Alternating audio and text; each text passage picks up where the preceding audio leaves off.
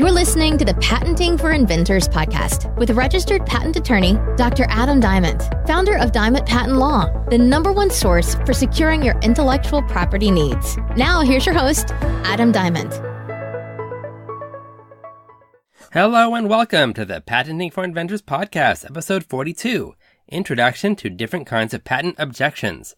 My name is Dr. Adam Diamond, a registered patent attorney and founder and owner of Diamond Patent Law in Los Angeles, California.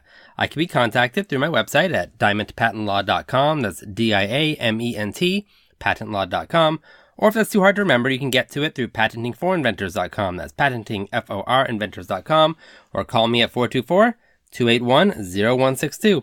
And while most attorneys can only practice in states where they're members of that state's bar, patent attorneys are actually allowed to practice patent law in any state, so feel free to contact me regardless of where you live. Before I get started in this podcast, I want to give a shout out and appreciation to a good friend of mine, Cindy DeRosier. She designed the new podcast cover art you see. She's extremely talented with creative ideas and even has her own blog called My Creative Life. She blogs about all kinds of creative things such as kids crafts, educational travel, paper crafts, crazy cooking challenges. So check out her website at cindyderosier.com, and that's spelled CindyDerosier.com.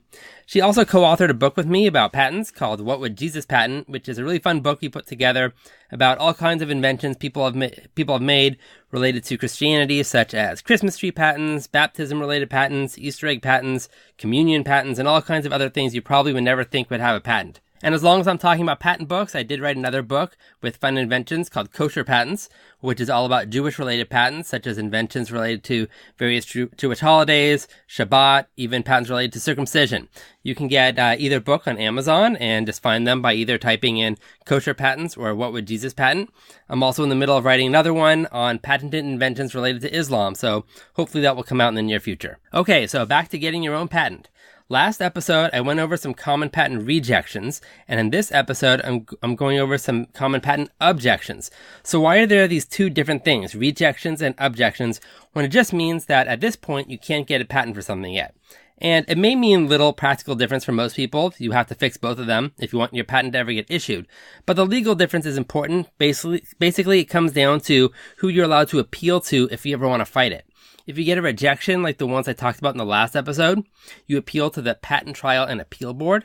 If it's an objection like the ones I'm going to talk about in this episode, they're usually more technical in nature and not legal, so you petition to the Director of the United States Patent and Trademark Office. There can be some overlap, though, where something can be both considered an objection and a rejection.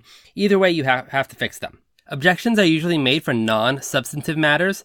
This means that they're generally not about whether your invention is patentable, but maybe you had unclear drawings or you misnumbered your claims. You'll often get an objection about the form of your claim.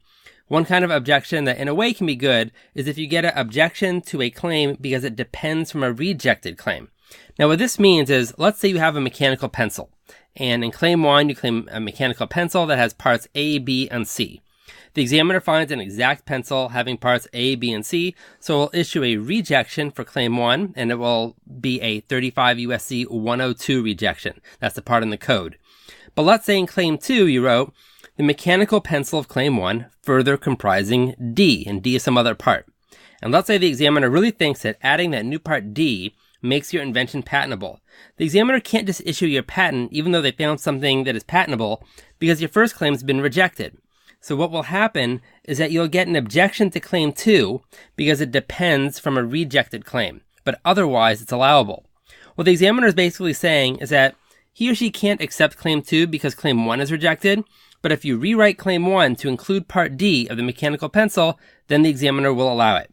This is really simple to overcome, and you just rewrite claim 1, and I'll talk about how to rewrite claims later, and you include what was previously included in claim 2, and then you just cancel claim 2.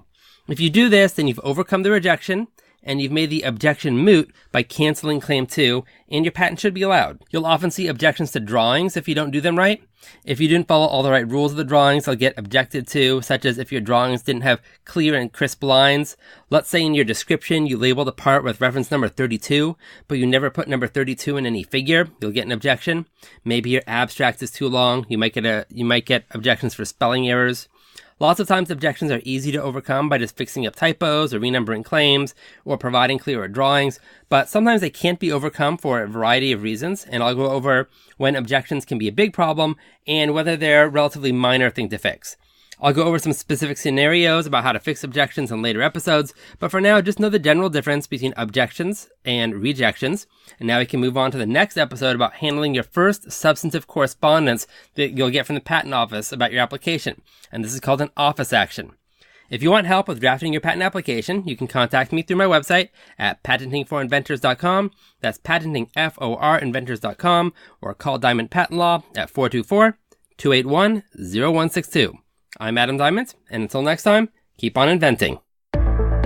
Thanks for listening to the Patenting for Inventors podcast with host Adam Diamond. If you enjoyed the show, please rate and review on iTunes. The contents of this podcast are intended for general informational purposes only. The facts of every legal matter are unique, and the content of this podcast should not be construed as offering legal advice for your specific legal situation. For more information and help with your own intellectual property needs, contact Adam Diamond at patentingforinventors.com. That's patentingforinventors.com.